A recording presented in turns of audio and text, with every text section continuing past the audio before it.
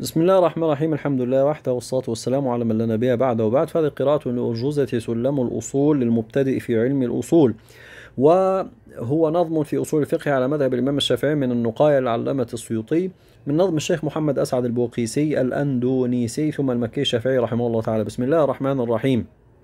المقدمة.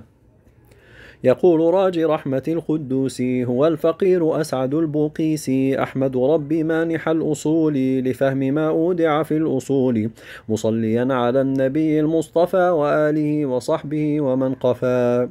وبعد فالأصول للفقيه كالنحو للراوية النبيه، كلاهما يعصم من غي الخطا، لكن ذا يعصم فيما استنبطا أو فيما استنبطا، فهو أداة للفقيه يقتدر بها على استنباط حكم المقتدر سبحانه وتعالى.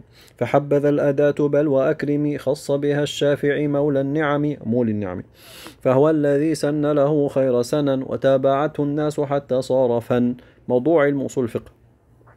موضوعه أدلة الأحكام من حيث الإثبات بها للآمي للقاصد، والله يجزي الكل عنا الحسنى ويعظم الأجر لمن قد سنى، وهكا نظما فيه سال الحفظ متضح المعنى يسير اللفظ. قد اصطفيته من النقاية ثم نظمته فكان غاية، نظما حوى من معظم القواعد ما يغلب استعماله للرائد. سميته بسلم الأصول يرقى به مبتدئ الأصول، أسأله سبحانه القبول حتى يكون نافعا مقبولا. علم أصول الفقه. علم أصول الفقه يا فتى هي أدلة للفقه إجمالية كمطلق الأمر يفيد الحتم، ومطلق النهي يفيد الحرمة، وفعل خير الأنبياء والإجماع، والقيس الاستصحاب حجة تطاع. قيل وكيفية الاستدلال وما عليه المستدل من حال، وهو بحسب الأصل قول ركب من مفردين ثم صار لقبا، فالأصل ما يبنى عليه غيره كالأصل للجدار يعني أسه، وفي اصطلاح العلم يا نبيل الراجح القاعدة الدليل.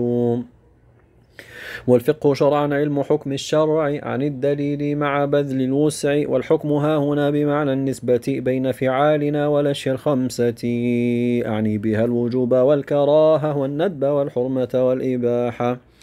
وربما قالوا خطاب الصمد جل وعلا المتعلق بفعل العبد، وذاك إن في تركه ملام واجب أو في فعله حرام، أو لا وفي الأداء مثوبة فهو مندوب، أو في الترك فهو كره، أو يستوي الأمران فهو ما أبيح، أو كان معتدا به فهو الصحيح، أو غير معتد به فالفاسد، وهو والباطل في ذا واحد.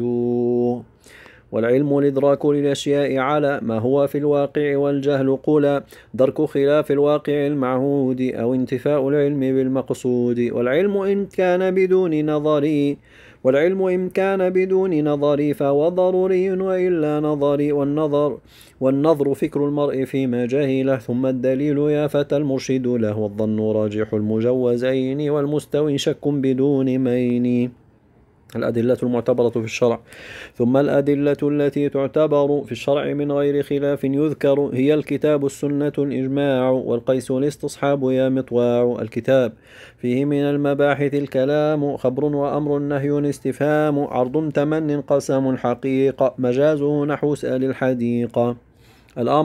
الأمر طلب الفعل ممن دونه بفعل على وجه الوجوب، ثمه لا يقتضي التكرار والفور ولا غير الوجوب، حيث لا دليل يدخل فيه غير ساه وصبي، وغير مجنون ومكره أبي. والكافر الثابت في المسموع مخاطب بالسلم والفروع، ويخرج المأمور من عهدته إذا أتى به على وجهته، ويوجب الأمر الذي لا يستتب مأموره إلا به فافهم تصب. وأمرنا بالشيء نهي يا فتى عن ضده، والعكس أيضا أثبت، وربما يرد للإباحة وغيرها كالند والتسوية. النهي. والنهي حده اقتضاء الترك بنحو لا تفعل كذا لا بترك، وفيه ما في الأمر إلا أنه ما لم يكن قيد فللتكرار هو، وقد يجي للكره والإرشاد واليأس والدعاء والتهداد. والنهي يقتضي الفساد مطلقا إلا لخارج كما قد حقق الخبر. محتمل الصدق لذاته الخبر، وغيره الإنشاء نحو أنت حر، وقد يجي الإنشاء بلفظ الخبر كلا يمسه سوى المطهر. وحمل ذا وشبهه على الخبر وحمل ذا وشبهه على الخبر بنفي معنى الشرع منه معتبر. العام ما يشمل فوق واحد من غير حصر كأت كل ماجد، ولفظه ذو اللام والإضافة ما لم تكن للعهد والحقيقة، وكل مبهم من الأسماء كما ومن وأين ومتى وأينما، ولفظ لا في النكرات ثم لا عموم في الفعل وفيما مثلا، وقد ينزل ترك الاستفصال منزلة العموم في المقال.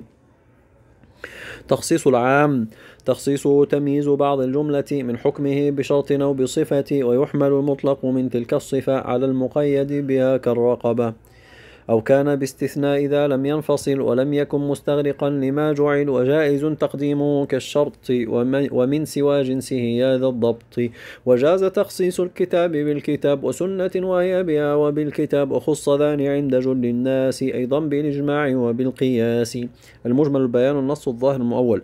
المجمل المحتاج للبيان كالقرء والوراء والمثاني، ثم البيان ما به التبيين من نحو حال أو هو التبيين. والنص في ذا الفن ما لا يحتمل من المعاني غير معنى كالوجل، والظاهر المحتمل الأمرين أظهرهما المراد كالقمرين. أما إذا الآخر يعنى لدليل فهو المؤول كجليث النبيل. النسخ رفع حكم شرع بخطاب، وهو لدينا واقع بلا ارتياب، إما إلى بدل أخف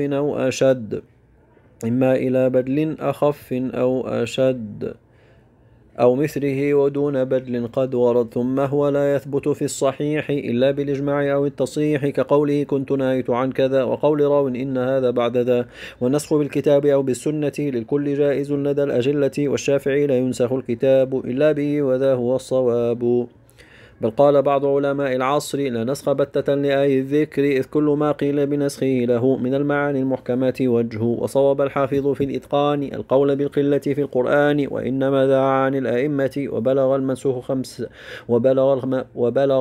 500، لأن معنى النسخ عند السلف أعم منه في كلام الخلف، فتارة كانوا يريدون به تخصيص عامه وما كمثله، وتارة يعنون رفع الحكم كما هو المعروف في ذا العلم.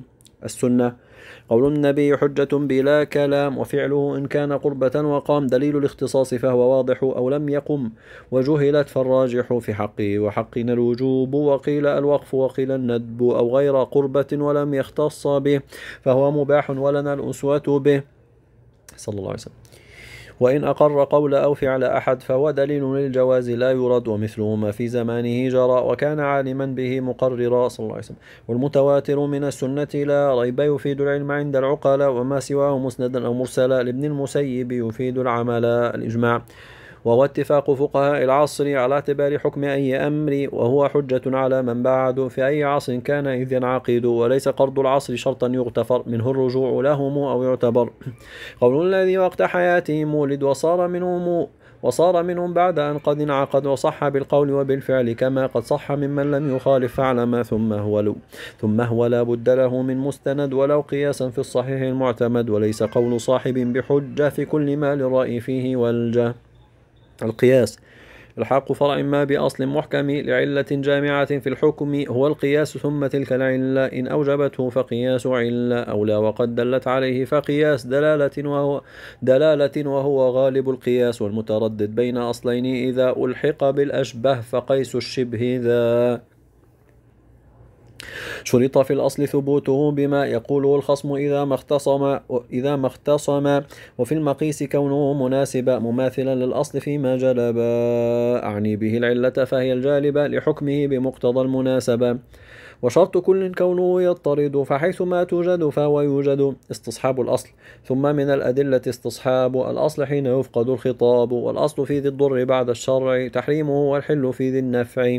الاستدلال هذا وإن عامان أو خاصان تعارض فاجمع لدى الإمكان، وحيث لا إمكان فانظر إن علم أيهما الأخير فالنسخ التزم. والعام والخاص إذا تعارض فالعام خصص بالذي قد عارض. أما ذوى العموم من وجه فقل يخص يا فتى العلا كل بكل، يخص يا فتى العلا كل بكل.